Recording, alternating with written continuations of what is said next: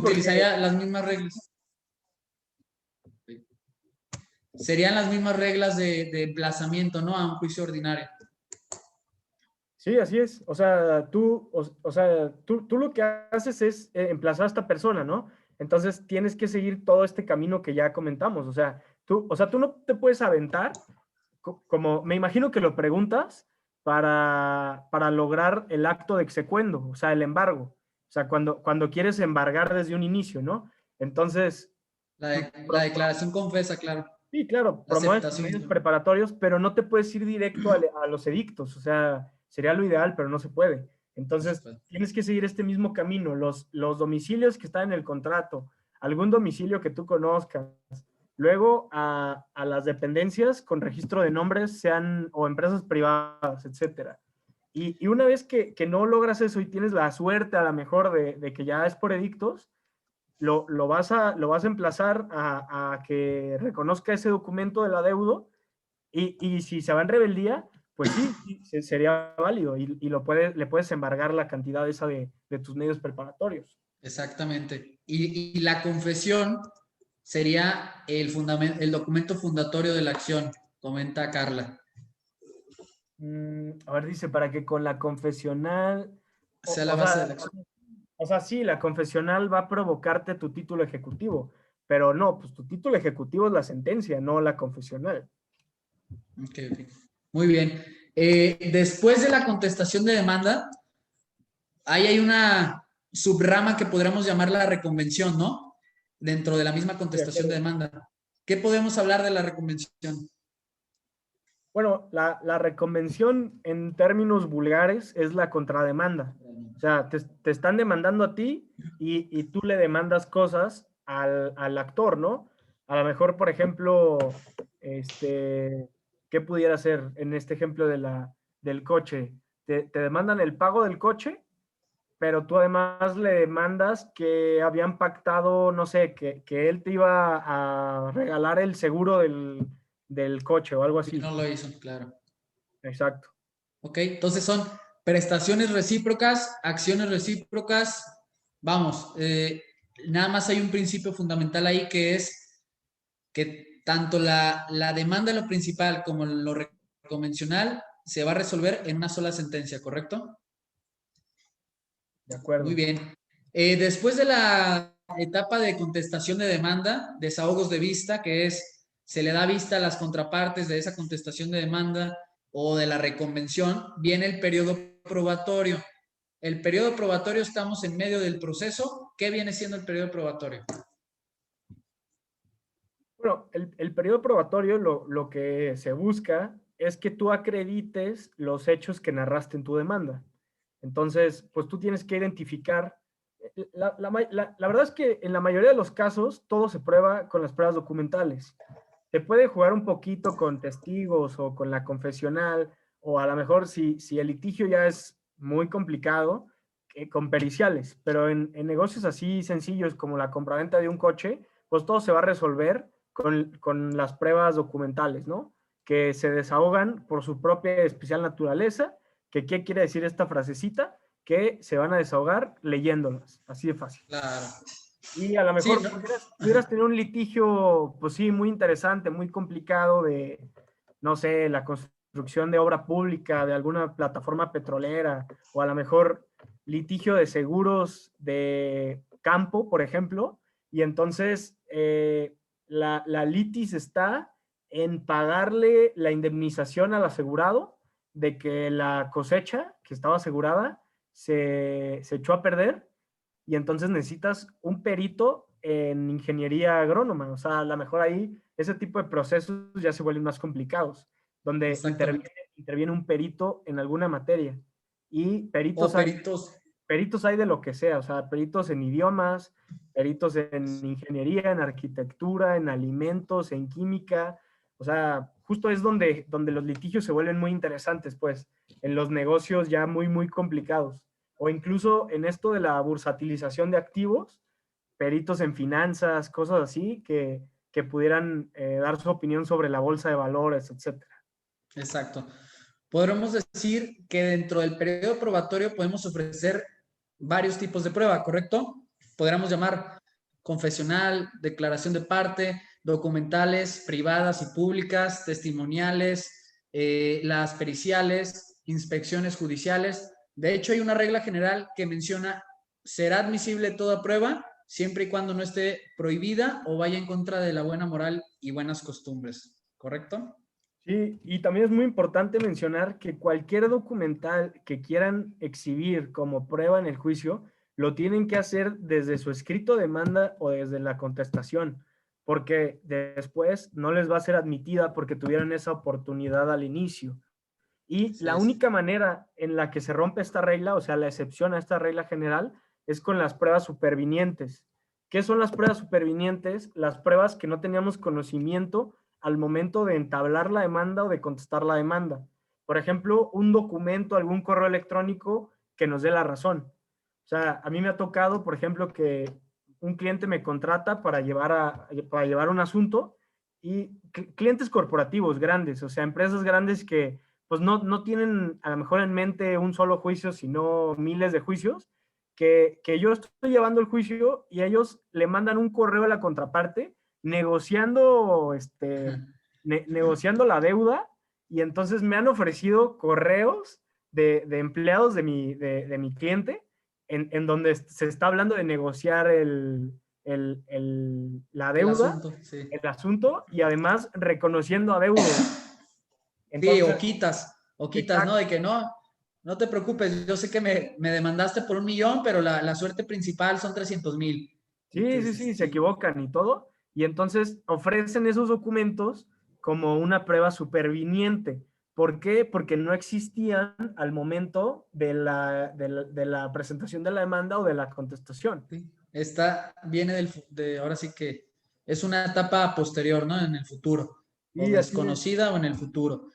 Muy bien, periodo de pruebas, entonces, nada más para concluir, se ofrecen pruebas en el escrito inicial de demanda y se desahogan en una audiencia que se llama audiencia de pruebas y alegatos, ¿correcto? Sí, así es. Ok, en esa audiencia de pruebas y alegatos, ahorita mencionabas las pruebas que por su naturaleza se desahogan de manera inmediata, como las documentales, y hay otras que se mandan a preparar. Por ejemplo, Exactamente. ¿qué se me ocurre? Pues si yo estoy ofertando una prueba que deriva de una grabación que tengo en una USB, me van a señalar una fecha y día, un día y una hora para acudir al juzgado con un equipo técnico, pues puede ser una computadora, y demostrar esa prueba en el procedimiento, ¿no? Ante Sí, el sí, así secretario. es. También cabe mencionar, licenciado Héctor, ¿te ha pasado que tienes que desahogar pruebas en otro partido judicial? Sí, por ejemplo, me han ofrecido mañosamente testigos Ja, que por su edad avanzada no se pueden mover ¿de dónde de, están? Sí. de donde están, y entonces tú tienes que acudir a ese otro juzgado, y en ese otro juzgado se va a desahogar la testimonial. Exactamente. Bueno, malas prácticas o buenas, dependiendo del punto de vista, ¿va? Sí, y bueno, también por ejemplo, otra regla es que los testigos los tienes que ofrecer desde el inicio, no puedes Sí, ofrecerlos después, tienes que decir sus nombres y sus domicilios. así es. Y puedes ofrecer los que tú quieras, pero hay veces que los juzgadores, como creen que estás ofreciendo muchos como para chicanear o dilatar el asunto, te piden que lo reduzcas a 2 por punto que quieras probar. Pero la verdad es que eso lo puedes litigar, o sea, es debatible, porque a lo mejor, o sea, puede ser un criterio muy formalista del juez de decirte, no, nada más 2, pero tú tienes tus recursos, tienes la apelación, el amparo indirecto, como sea, y pues es labor tuya convencer a los jueces de amparo que es importante para ti que te los admitan, ¿no? Y, por Muy ejemplo, bien. también la Ajá. pericial también la tienes que preparar. O sea, en una pericial tienes que ofrecer a tu perito, luego lo tienes que llevar al juzgado para que acepte y proteste el cargo, luego tiene que presentar su dictamen y luego tiene que corroborar el dictamen, o sea, lo tiene que Ratificarlo, sí. ratificar, se me fue la palabra. Claro que sí.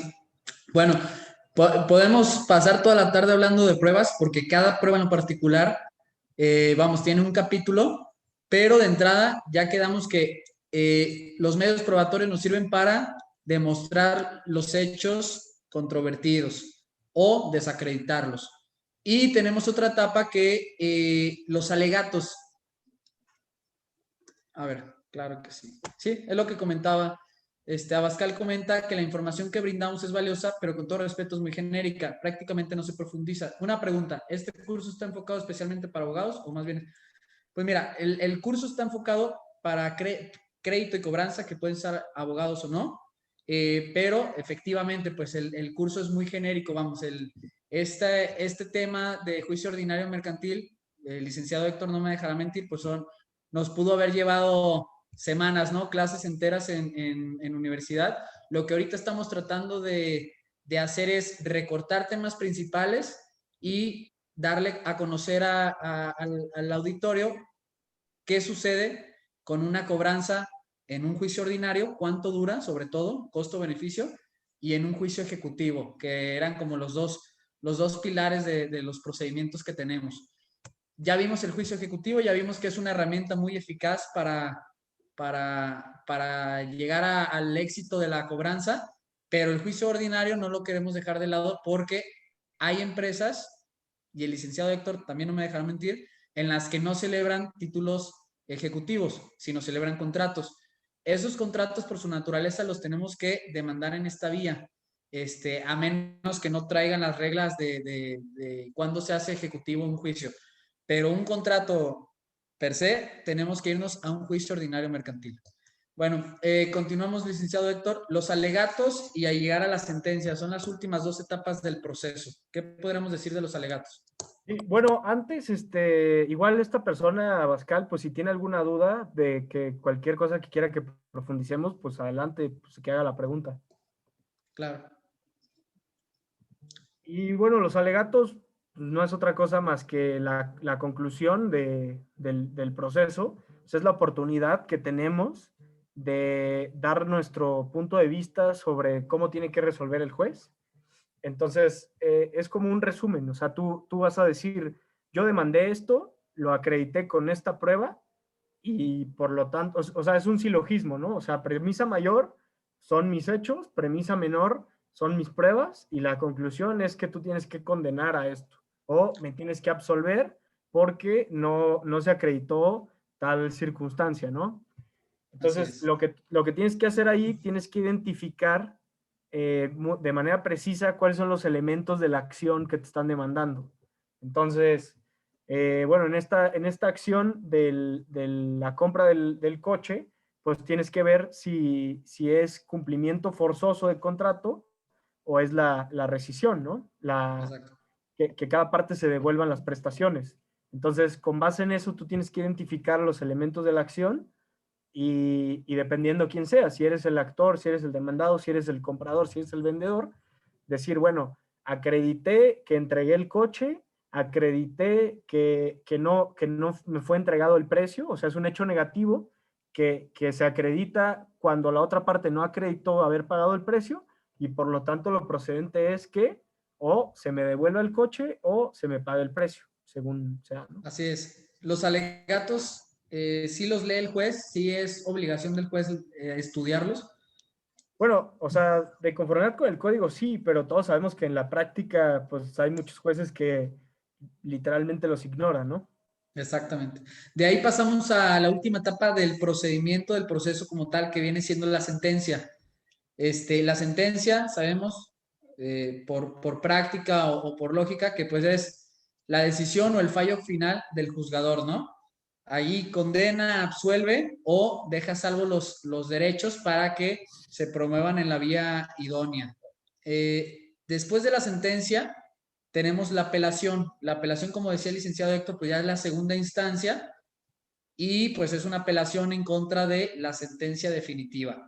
¿Qué buscamos? Pues que un tribunal de alzada, un tribunal de segunda instancia, modifique, revoque la sentencia de primera instancia. ¿Qué más podríamos abonar a las etapas del juicio, licenciado Héctor? Bueno, pues la ejecución, o sea, la materialización de las prestaciones, o sea, bueno, además después de la segunda instancia viene el amparo, entonces que también Claro. pues es otro mundo, ¿no? O sea, pudiéramos estar ganando en la primera, en la segunda instancia, y en amparo pues puede que pierdas todo, ¿no? Por eso también es muy importante conocer el juicio de amparo. Así es. Adentrándonos un poco al tema de cobranza que tenemos el día de hoy, a diferencia del juicio ejecutivo mercantil, ya lo habíamos visto, el auto de execuendo, que ese viene siendo el auto admisorio, podemos embargar, emplazar y requerir de pago al mismo tiempo. Eso en la misma etapa del emplazamiento, que viene siendo la primera. En un juicio ordinario mercantil, ¿en qué etapa podemos embargar bienes? Después de la sentencia.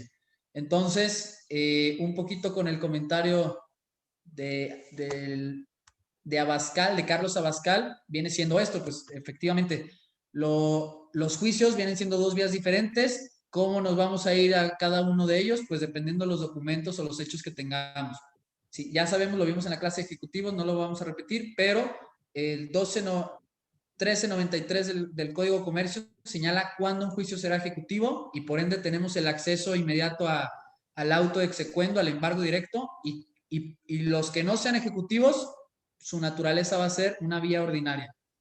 Ya vamos a tener que embargar hasta después del procedimiento. ¿Cuánto tiempo podríamos tardar, licenciado, en un promedio, en un juicio ordinario, desde la presentación de la demanda hasta iniciar con la ejecución? En un promedio, que una contraparte que sí te conteste, pero que no hay tantas pruebas, cuánto nos podrá llevar? Pues yo creo que unos 4 años. 4 años. Bueno, tú traes más asuntos en donde hay más controversia y los conozco, entonces creo que son juicios que traen bastante tiempo, pero pues efectivamente esto nos permite el derecho mexicano y esto nos permite el sistema judicial irnos hasta 4 años en un juicio para recuperar un adeudo. En el caso específico del día de hoy, recuperar la cantidad de 70,000 pesos por la venta del carro se nos puede alargar hasta 4 años. Y sí, es real, no importa la cuantía, importa ahora sí todo lo que se vaya desenvolviendo durante el procedimiento natural y durante las demás instancias. Entonces, 4 años en lo que pudiéramos haber hecho un embargo en un mes, ¿no? Un mes y medio en que presentamos la demanda y ya tenemos el auto de execuendo. Y si es que encontramos al deudor en la primera vuelta. Siguiente diapositiva, por favor. Sí, yo creo que, o sea, es bastante variable. O sea, yo creo que si le echas todas las ganas para cobrar y tienes la suerte de que la contraparte no se defiende bien, pudieras llegar a recortarlo a 3 años, ¿no? Pero todo depende de tu contraparte. O sea, yo tengo expedientes de 2010, o sea, 11 años, imagínate. Y además de la apelación y el amparo, o sea, hoy en día los jueces son más abiertos a considerar la cosa juzgada. O sea, en la universidad nos han enseñado que la cosa juzgada es algo inamovible, pero lo cierto es que existe un juicio que se llama juicio de nulidad de asunto concluido, en la que tú puedes modificar la cosa juzgada. O sea, algo que ya estaba resuelto hasta en amparo, tú lo puedes modificar. Y entonces una ejecución del 2011 puede ser que al 2021 tengas que volver a empezar con este nuevo juicio de acción de nulidad de juicio concluido. Entonces sería como multiplicarlo por 2. O sea, si lograste hacerlo en 3, serían 6. Y así, si lograste que fueran 5, fueran 10. Porque Exacto. tienes que volver a empezar. O sea, sería otra vez primera instancia, segunda instancia y amparo. Así es. Pues bueno, concluimos las etapas de los juicios. Vamos a la siguiente diapositiva, que viene siendo, ahora sí, los temas de el hubiera no existe, acción oportuna y el costo de la desidia. Vamos a la siguiente diapositiva, por favor. El hubiera no existe. Ya adentrándonos al caso en concreto, licenciado Héctor, tenemos 4 puntos en esta diapositiva. El hubiera no existe es ya, lo que hicimos, ¿sale? El primer punto es documentar el adeudo en un pagaré. ¿Qué es esto? Es un título mercantil ejecutivo que nos permitirá, como ya lo hemos comentado, acudir a la instancia ejecutiva mercantil. Es decir, ahorrarnos un procedimiento largo, llegar al embargo de manera pronta y eficiente. El segundo punto dice celebrar un reconocimiento de adeudo, título civil ejecutivo. ¿Qué nos podrás decir de este segundo punto? Un reconocimiento de adeudo, un convenio, ¿no? Sí, o lo que comentaba Carla, los medios preparatorios para el título ejecutivo también, o sea, sería citar en el juzgado, o sea, emplazar a la contraparte y enseñar el contrato, y si no se presenta o si sí se presenta, pero reconoce el adeudo, pues ya tendrías un título ejecutivo, ¿no? Exactamente. El tercer punto son penas convencionales. Las penas convencionales las pactamos en el contrato, que fue también algo que le faltó a las partes que tenemos el caso el día de hoy. No pactaron penas convencionales, ni intereses moratorios, ni indemnizaciones en caso de incumplimiento. Entonces, la suerte principal viene siendo tal cual los 70,000 pesos, y aquí vamos a tener que tomar un interés legal, ¿no? Un interés moratorio legal, porque no hubo ninguno pactado y ninguna pena convencional. Digo, independientemente que procedan daños o perjuicios muy difíciles de acreditar, pues va a ser suerte principal más intereses moratorios legales, a una tasa legal.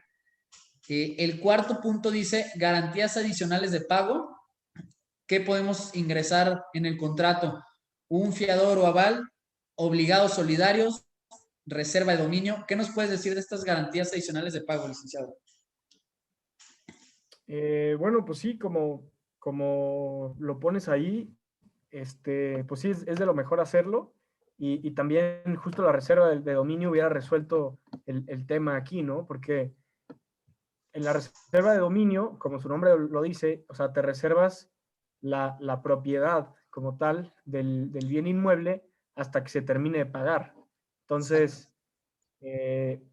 tú aparecerías, o sea, bueno, el antiguo propietario aparecería como propietario en la Secretaría de Comunicaciones y Transportes, que era lo que venía ahí. Entonces, de entrada te quitarías ese problema de que el comprador lo vendió a otra persona para... Ah, eso viene después, ¿va? Sí, Ah, no, pero sí.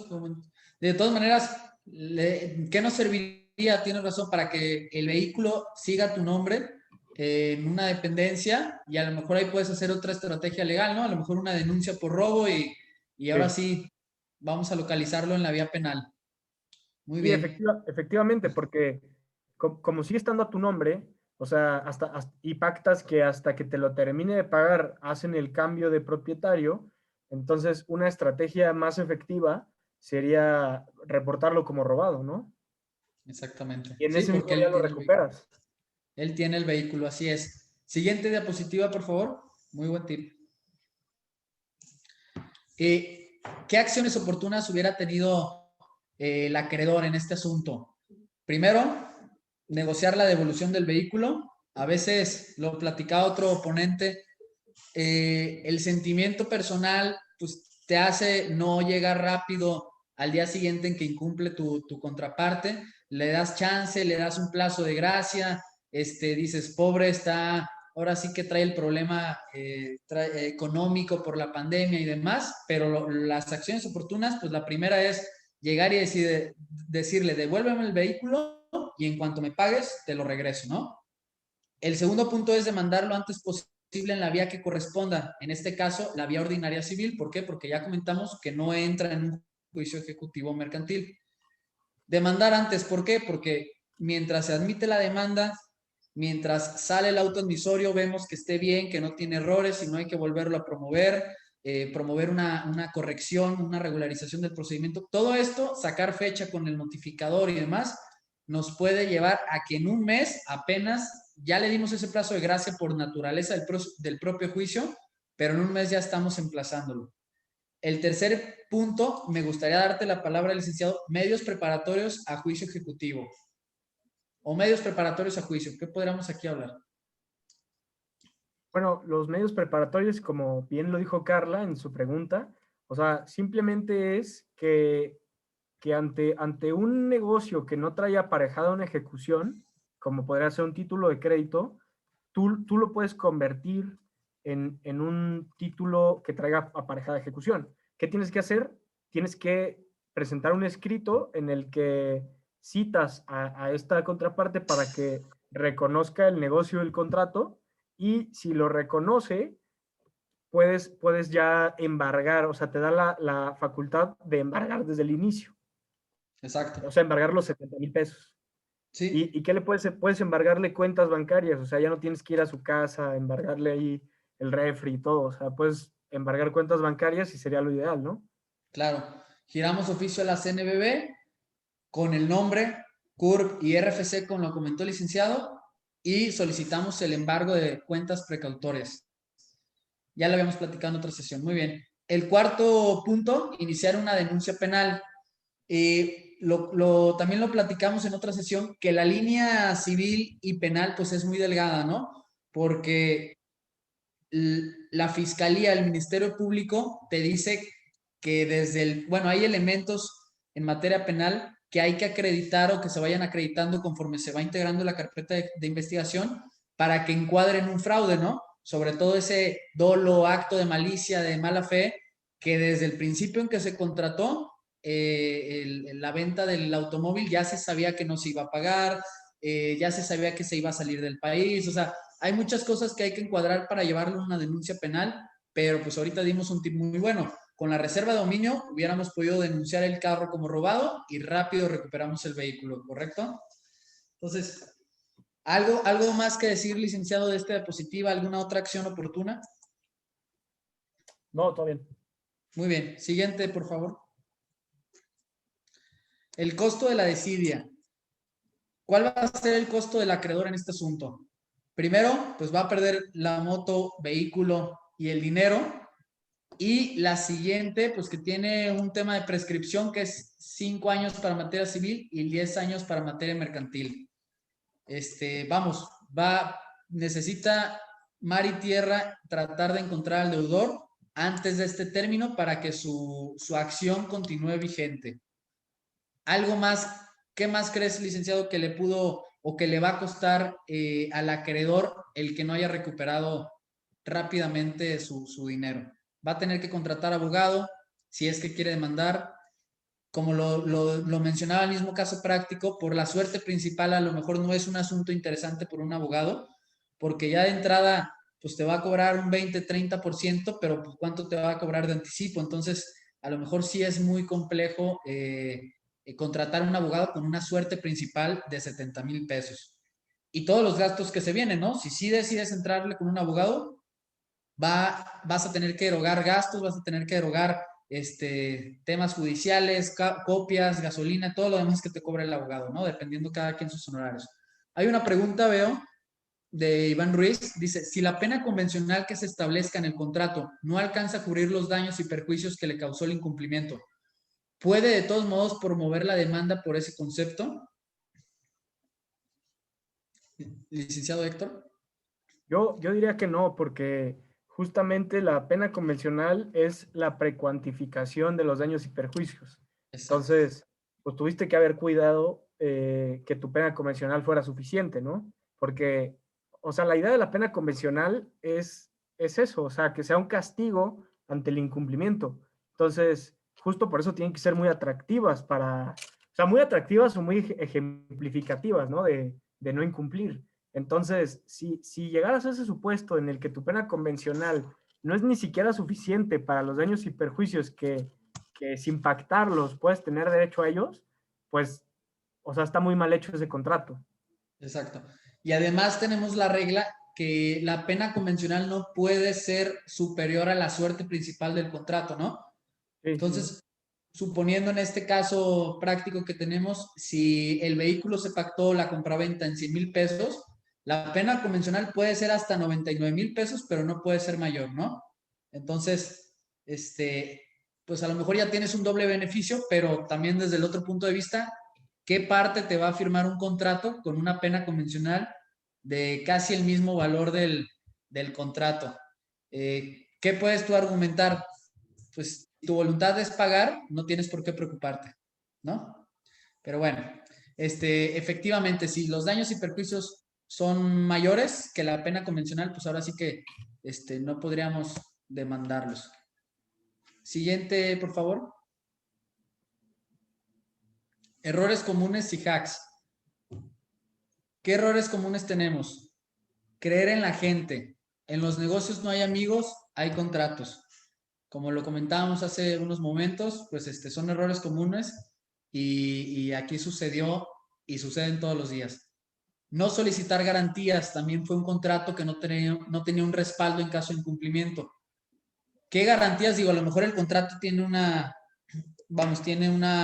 suerte principal baja, pero conocemos las garantías que ya los habíamos platicado en otro curso, que es la prenda, la hipoteca, la fianza. Entonces, dependiendo del tamaño del contrato, del negocio, podemos estipular este tipo de garantías y nos evitamos el que en caso de incumplimiento no cobremos el adeudo. Tercer punto, poner domicilios distintos de donde sí viven, oficinas y trabajo.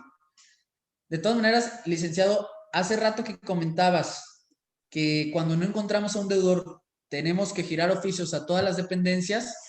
¿Es correcto o qué me podrás abonar en que sí o sí, de todos los domicilios que nos arrojen, tenemos que intentar emplazarlos en todos? Si las 18 dependencias nos arrojan 18 domicilios, tenemos que agotar todos los domicilios antes de irnos a edictos, ¿es verdad? Sí, de acuerdo, completamente.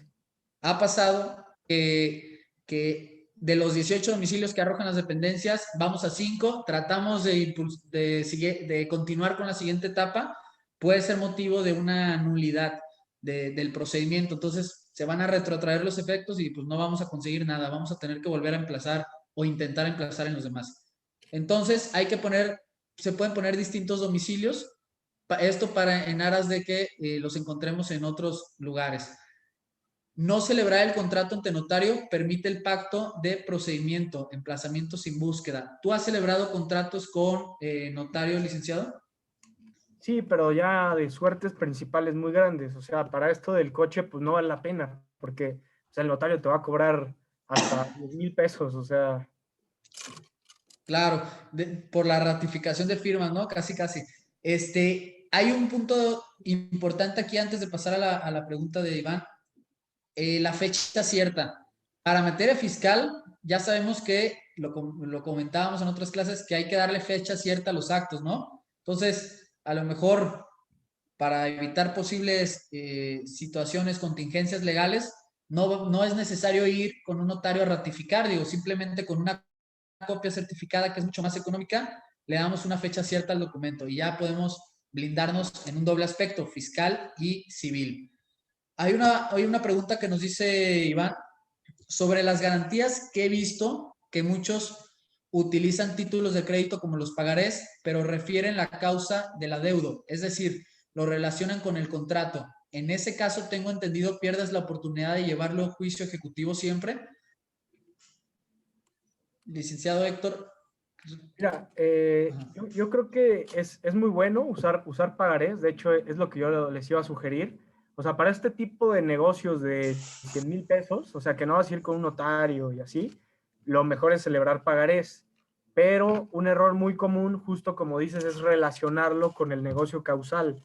Sí, Entonces, lo importante es así, literalmente como un pagaré de papelería. O sea, son de los más efectivos porque no dice nada, nomás dicen, esta persona me debe tanto y ya. O sea, yo me obligo a pagar, debo y pagaré la cantidad de tanto, fecha donde lo expediste, fecha donde lo vas a pagar, nombre, firma, el interés, etcétera. O sea, nada de hablar del negocio causal. Si lo relacionas con el negocio causal, no es que pierdas la oportunidad de mandarlo.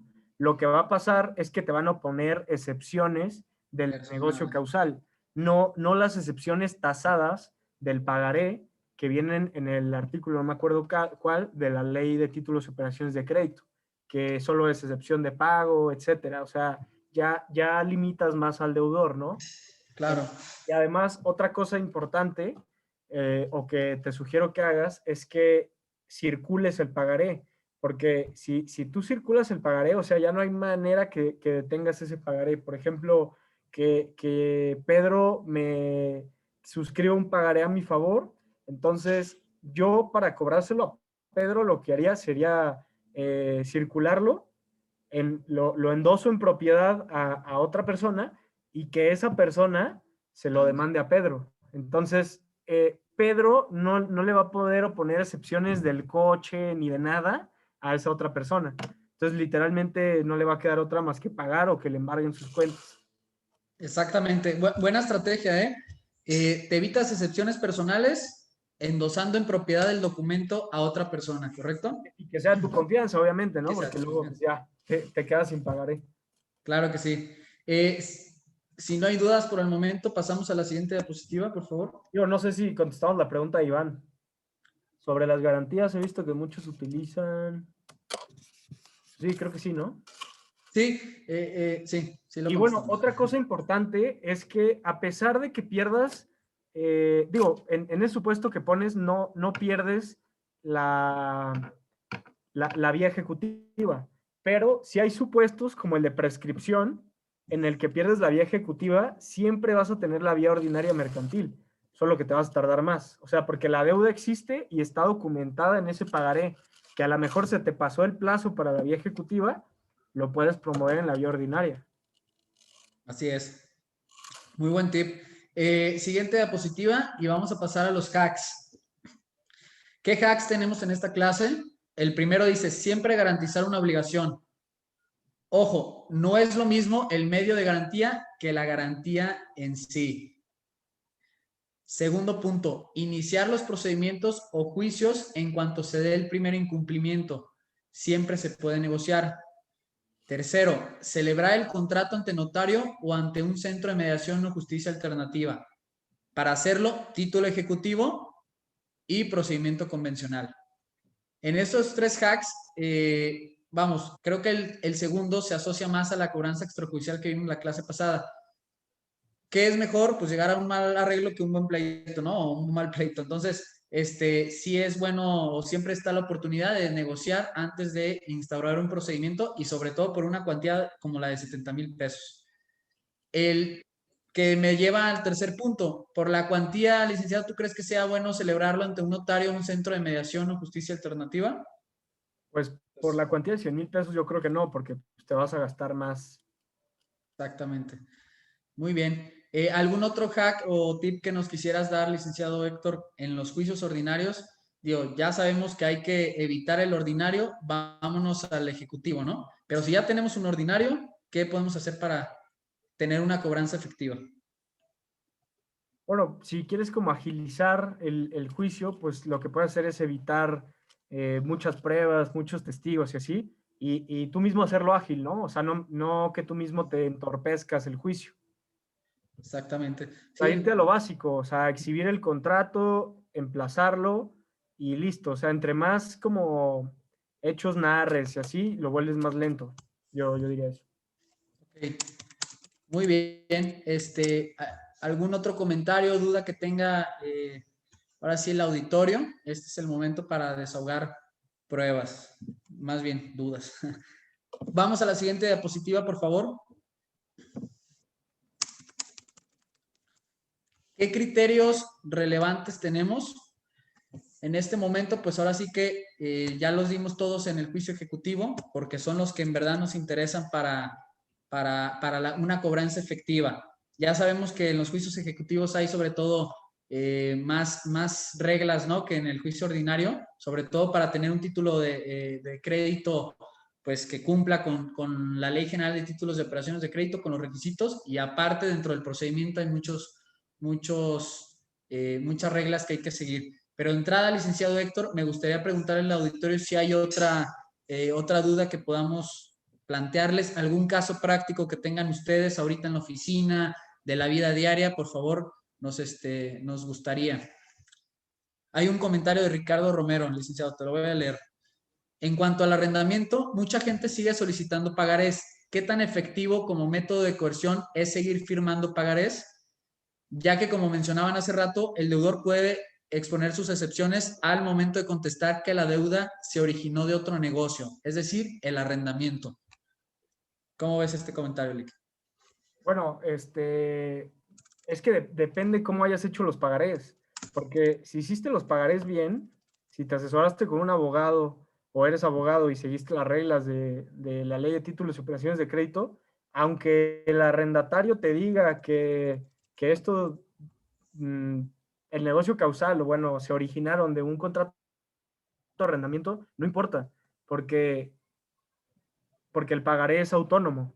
O sea, el problema es cuando queremos insertar pagarés dentro de un contrato, o sea, eso es lo peor que puedes hacer, porque no, o sea, pierde sus elementos como la autonomía, la literalidad, todo que es afín a un Incorporación, título de claro. crédito. Y bueno, sobre los pagarés de los arrendamientos, si los haces bien, como los de papelería, literal es el mejor ejemplo, pueden vencer sucesivamente. O sea, puedes decir que venzan, que ante el incumplimiento de 3 pagarés, venzan todos. Entonces, puedes demandarle, o sea, por ejemplo, rentas un inmueble y no te paga durante 3 meses, puedes demandarle el vencimiento anticipado y sucesivo de los otros, ¿cuántos serían? Subsecuentes, claro. 9. No, 9, sí, de los otros 9, porque son 12, ¿no? Exactamente. De hecho, pues sí, buen tip. O Y sea, demandas la cantidad completa, o sea, la renta que ibas a percibir durante los 12 meses. sí. De hecho, Ricardo, otro tip en materia de arrendamiento. Sabemos que a veces los contratos estipulan de que se pagarán 10,000 pesos de manera mensual, ¿no? Y el contrato es por un año. Lo veíamos en otro curso de Logic que es recomendable que en vez de poner 10,000 pesos mensuales por un año, estipulemos que el contrato, más bien el contrato de arrendamiento, la renta es de 120,000 pesos a un año, que se pagarán de manera mensual por la misma cantidad proporcional, es decir, de 10,000 pesos. ¿Qué puedes hacer con eso? Si quieres pactar una pena convencional, quieres pactar o relacionar pagarés, sabemos que, de acuerdo a la regla que comentamos hace unos momentos, la pena convencional no puede ir más arriba de la suerte principal del contrato. Si narramos el contrato de esta manera y decimos que son 120,000 pesos en 12 mensualidades de 10,000 pesos cada una, tenemos que la suerte principal es de 120,000 pesos. Entonces puedes poner una pena convencional de 100,000 pesos, ¿sí? Pero si narramos a lo mejor el sentido del texto del contrato es 10,000 pesos de manera mensual, durante 12 meses, a lo mejor puede ser causal de controversia o de interpretación por parte de un juez que la suerte principal son 10,000 y no 120,000. Esto lo comentamos en un curso de Logic de inmobiliario y pues yo te paso ahora sí que el tip. Y como dice el licenciado Héctor, si hacemos unos buenos pagarés, no importa que el acto, la naturaleza sea civil, la del arrendamiento, sí, los pagarés, pues de acuerdo a los principios que vimos hace unas clases, literalidad, incorporación, autonomía, se cumplen, no tenemos ningún problema, podemos demandar las dos vías. Ahora, si estamos desde el punto de vista del arrendatario, pues hay que cuidar que no nos dobleten el pago, ¿no? O sea, sí hay que relacionar esos dos documentos. ¿Sale? ¿Qué otro comentario nos podrás dar, licenciado Héctor, respecto a esta clase? De nada. Bueno, terminando con la pregunta de Ricardo, o sea, puntualizar y dejar muy claro que una cosa es tu contrato de arrendamiento y otra cosa son los pagarés. O sea, en tu contrato de arrendamiento no tienes que decir absolutamente nada de los pagarés y en los pagarés no tienes que decir absolutamente nada de tu contrato de arrendamiento. O sea, tú agarras a tu arrendatario y le dices, me firmas este contrato y aparte estos pagarés y en tus pagarés no pongas nada de tu contrato de arrendamiento. Y si haces esto, ya estás del otro lado. Exactamente. Bueno, auditorio, pues si no hay más preguntas por el momento, el día de hoy pues concluiríamos con esta sesión. Yo agradeciéndole bastante al licenciado Héctor Sánchez Carrera, buen amigo y mercantilista, litigante por naturaleza, también su fuerte es litigio familiar pues bueno, él tiene práctica, lo repetía en Ciudad de México, pronto estará con nosotros también aquí en Jalisco litigando, entonces pues te agradezco demasiado tu tiempo, licenciado Héctor. Qué bueno que estuviste con nosotros el día de hoy y esperemos tenerte en más clases, ¿te parece? Gracias, Pedro. No, gracias a ti por invitarme y al auditorio por escucharnos el día de hoy. Muy bien, Igual pues muchísimas. invitarlos de verdad que si tienen alguna pregunta, con confianza, estamos aquí para contestarlas. Y de todas maneras, sabe el auditorio que tenemos un grupo de WhatsApp, ahí pueden poner los casos prácticos que tengan. Digo, si en este momento a lo mejor no traen a colación alguno, pero en determinado momento recuerdan, también nos los pueden hacer llegar por ahí y con gusto se lo compartimos al licenciado Héctor o su servidor o con el equipo de Logic de abogados, pues podemos tratar de darles una respuesta, ¿sale? Entonces, pues en nombre de Logic y de su servidor, les agradezco el auditorio el día de hoy. Fue una clase un poco más pesada porque sabemos que para nuestro tema, tiene razón la pregunta de Carlos Abascal, pues nuestro tema que es cobranza, creemos que hay métodos más eficientes de cobranza que el juicio ordinario como tal, pero sabemos también que si no contamos con esos documentos, tenemos que instaurar esta vía. Ya vimos cobranza extrajudicial, ya vimos cobranza a través de juicio ejecutivo y en este momento estamos concluyendo ese círculo con la cobranza a través de un juicio ordinario mercantil. Entonces, pues les agradezco bastante y pues continuamos con los siguientes cursos el próximo martes. Saludos a todo el auditorio. Hasta luego. Bye. Hasta luego.